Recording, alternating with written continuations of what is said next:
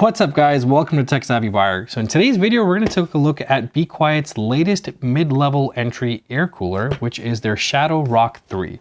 This guy sits between their Pure Rock and Dark Rock series of air coolers, which are meant to give you excellent performance. So how does this guy actually do in terms of performance? So in today's video, you're going to find out what exactly you get in the package, how easy it is to set it up, and we'll take a look at some performance benchmarks, and we'll go from there. But before we do, let's get a word from today's sponsor. Today's video is sponsored by GVGMall.com. GVG Mall carries a wide variety of game currencies and gift cards that you could use to take your gaming to the next level. If you're looking for a fresh copy of Windows or Microsoft Office, then you can certainly find those on GVGMall.com as well. They are priced very competitively and offer legit copies of Microsoft software. You can pick up a copy of Windows 10 Pro for under 15 bucks. Visit GVGMall.com for more information and use code TSB to save during checkout.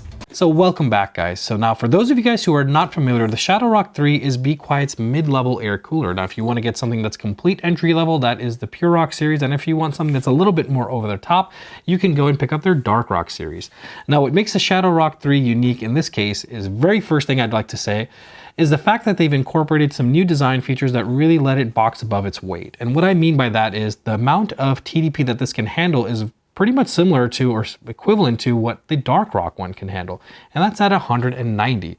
A lot more than you're going to get out of the Pure Rock series. However, coming in at $49, this thing is just completely competitively priced. It is very affordable and it offers a lot of value for what you're getting and what you're paying for. Overall, it has a very nice design. I love the anodized black metal finish on top along with the nickel fins on the side.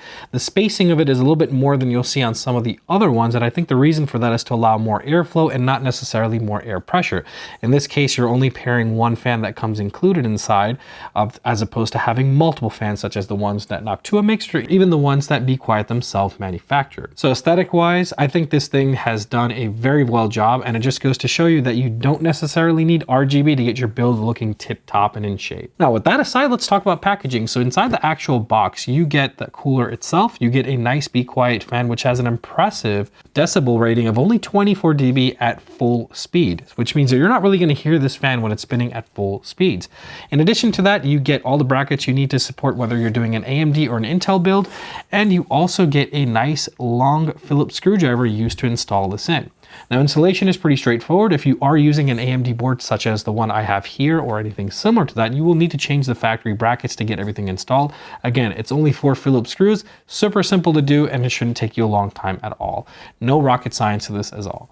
Now with installation, one thing I noticed is that the fins are shaped asymmetrically, so it didn't matter if you had the cooler twisted around 180 degrees or the other way around, you would install it pretty much and get the same amount of distance on each side.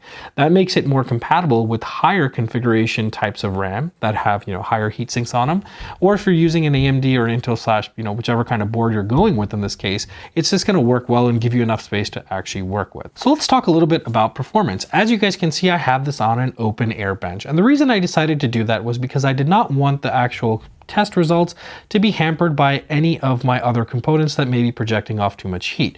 When you have all this stuff inside a case, you've got everything generating heat and it's all being stored inside there. All of that stuff can pretty much impact how good your cooler is removing heat from the CPU and doing it effectively and efficiently as well. So having it in an open air pretty much just limits and bottlenecks the CPU's cooling capabilities by the cooler itself, and it's not going to be hampered by anything else. So if any of you guys are interested in doing these kind of things, always consider doing it in an open air bench or just an open box environment. It just makes it a lot more accurate, for lack of better words. Anyway, so let's talk about performance, and sorry to digress over there. So now let's talk about what you guys see here. So we have the bequiet cooler, and it is on top of a Ryzen 5 3400G. And the reason I decided to choose that is because I think practically there's going to be a lot of folks out there that are going with i5s, i3s, or R5s, R3s, depending on which brand you like, but you're going to be sticking with more than likely an air cooler as opposed to getting a liquid cooler at that point. And the reason, which I think is kind of obvious, is if you're going to spend all the extra money towards a liquid cooler, you may as well put that money towards the actual CPU itself and get more cores, more threads, more speeds, whatever it is that you want. So that way, it just makes more sense that bequiet may also be targeting the market of where, or the segment where folks are purchasing more of the budget level or mid-level CPUs. Perfectly paired for with this at the power rating that it's giving as well. So Now, with the Ryzen 5 3400G, the base clock is 3.7 gigs with a boost of 4.0 and a max of 4.2 on single cores. Now, I unfortunately wasn't able to do a lot of overclocking with the CPU. I just had bad luck with Silicon Lottery, and I wasn't able to get any stability past 3.7 or even boost past 4.0. So I left it at stock configurations. Now, at stock configurations, the idle temperature that you see with this cooler sits at about 30 degrees centigrade. In my testing, I decided to run this through Cinebench R20 for at least 5 times to see how much it would actually put stress on the CPU. The max temperatures noticed with this cooler on it was 61 degrees centigrade, and it still hovered anywhere between 40 to 50 throughout the time of the rendering taking place for Cinebench, which means this guy packs a pretty decent punch. It is taking a lot of heat off of the CPU with no sweat at all. And throughout the entire testing, I never once even heard the sound of the fan coming in. Possibly could be from the noise of the studio, but nonetheless, it is definitely very, very quiet. Being in an open wet bench type situation, it's not making that much noise. So with that being said, even though I wasn't able to overclock this specific CPU, I'm sure if you guys pick up the new Ryzen 3 series CPUs, or if you get Ryzen 5, or if you even stick with Intel series of processors, you can probably achieve a pretty decent overclock and still be able to continue to use that with this CPU cooler. You're not going to have a lot of challenges with it. This cooler does a fantastic job in doing that. So overall, guys, in conclusion, at $49, it's pretty hard for me to not recommend you guys go ahead and pick up this air cooler if that's what you're looking for. You'd save all that additional money as opposed to spending it towards another air cooler, and you can put that towards other components in your rig. Now, compared to its own brothers and sisters, the Pure Rock or the Dark Rock, I think the Shadow Rock offers more value specifically, and I would personally rather purchase this one compared to getting a more expensive one like the Dark Rock if you're going to get near similar level of performance.